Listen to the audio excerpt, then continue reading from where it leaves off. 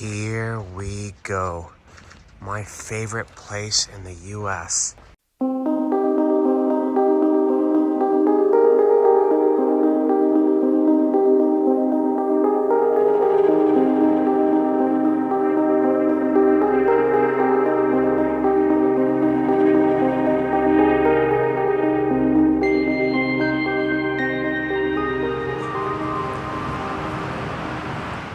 Letchworth State Park in upstate New York is consistently ranked one of, if not the most scenic park in the United States.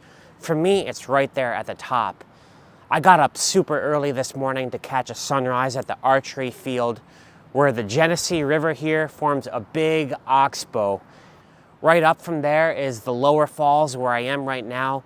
This is called Inspiration Point. That's the Lower Falls, and behind it there's a train bridge. That bridge is still active. I think it might be one of the tallest in east of the Mississippi.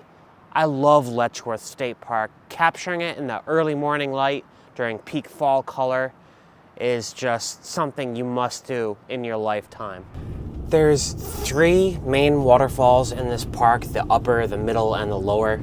I think it's the middle one, I'm not sure, where I can always capture a rainbow. There's just like a permanent rainbow hanging there in the waterfall. I'm gonna try to get that next. This is the spot. Not seeing a rainbow right now. I realize that's because the sun is not high enough in the sky. Yeah, you need to have the sun actually hitting the water to get a rainbow, but that's okay. The 3 waterfalls in Letchworth State Park are all bunched up at the southernmost end of the park. Thankfully, you can park in one spot and hike around and go up and down a bit. It is possible to hike the entire Letchworth Park, but the thing is 20 miles long, so not sure you want to do that. Today, I'm just going to be driving from point to point. And right up here is a spectacular trestle train bridge.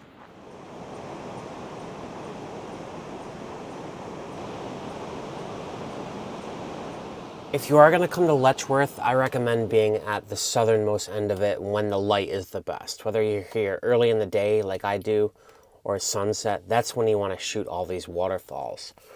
I'm going to drive downstream right now. There's a whole bunch more overlooks, including one with, I remember, beautiful wildflowers on it. It might actually be my favorite one here. I'll try to hit that one next. Just north of the archery field is an unofficial spot. It doesn't have its own parking lot. It may just be the best vista in the entire park.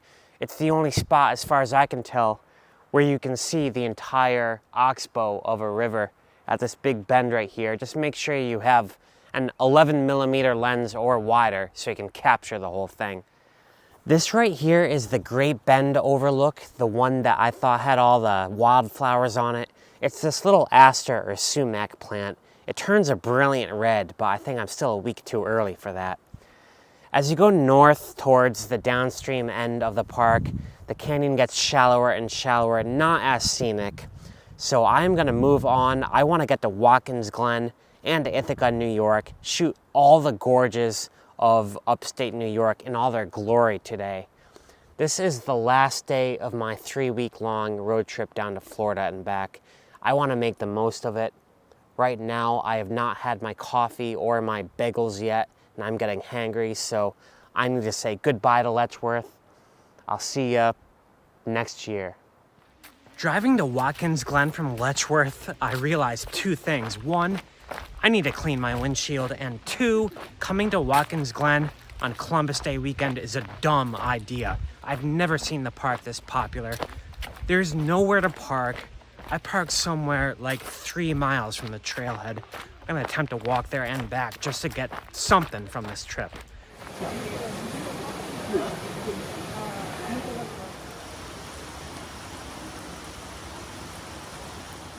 This whole area, Watkins Glen, the Finger Lakes of New York, is a dissected plateau, but Watkins Glen has to be ground zero.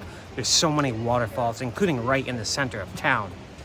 But my favorite vista here, probably the money shot of the entire trail, is called Rainbow Falls. It's right down here. You'll see why. I could just shoot this endlessly in every possible light. It's like a real-life Rivendell. I also don't recommend bringing your camera bag. Just bring your camera strapped around your chest because there's no wiggle room here. There is one more waterfall that some might consider even more spectacular than Rainbow Falls. It's called Crystal Cascade. It's just downstream a little bit. Don't bring a backpack, be prepared to get wet, and wear water shoes or mud boots. My 3 big pieces of advice for y'all. As spectacular as the natural formations here are, the trail itself is something to behold. It was erected during the Civil War. How they even began to plan and construct it all is beyond me, but it's an incredible thing to walk. The question is now, do I have time to drive to Ithaca and capture the tallest waterfall in the US in golden hour light? Speaking of driving, when I was driving into New York State yesterday, I got an Amber Alert. I had to do a double take. I couldn't really read it while I was driving. I just read it right now. It was for an abducted bear cub, an Amber Alert for a stolen animal. That doesn't make sense to me. Did anyone else in the Cleveland area get that?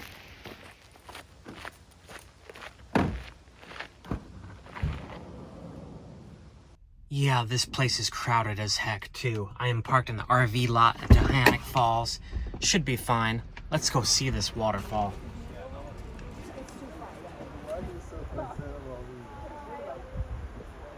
Yeah, forget about getting a shot without people in it. It's just as much of a zoo here as it was at Watkins Glen. That's okay, though. The light is not good later in the day here. It's just too direct and harsh. Not worth getting my camera out. But this waterfall is not the only game in town. Probably my favorite gorge trail in the world is also in Ithaca. It's called Buttermilk Falls. Has some really cool formations. Going there next. And of course I got a sticker. Ithaca is a beautiful city, but driving through it is a freaking nightmare. It's like the street grid was designed by a spider on LSD or something. But I made it. I'm at Buttermilk Falls here. Like I said, my favorite gorge trail has some interesting rock formations. This is probably going to be my last hike of the day. There's only about an hour and a half of sunlight left. And I got to go down a ton of stairs and then back up. I'm starting to get a little tired.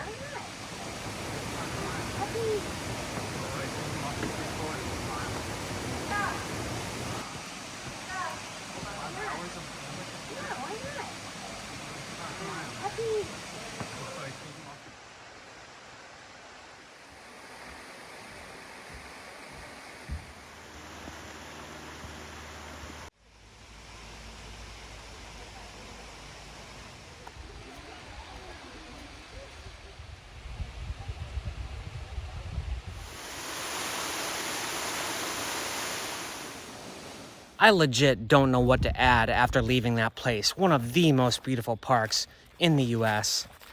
This is where my adventure ends. Yeah, my 3-week-long road trip down to Florida and back. Spent a week there. That was enough. I'm eager to get back to Massachusetts. It's like an 8-hour drive from here. I just want to thank all of you guys for following along. Hit that like button below if you haven't already. Subscribe if you haven't already. If you're feeling extra generous, become a member. You get a sneak preview of Miami, of my antics. I screwed that up, but you know what I'm trying to say. I have Miami PTSD, folks. Give me a break. So I'm going to say good night, sayonara. I'll see you in the next video somewhere in the Boston area. Peace out.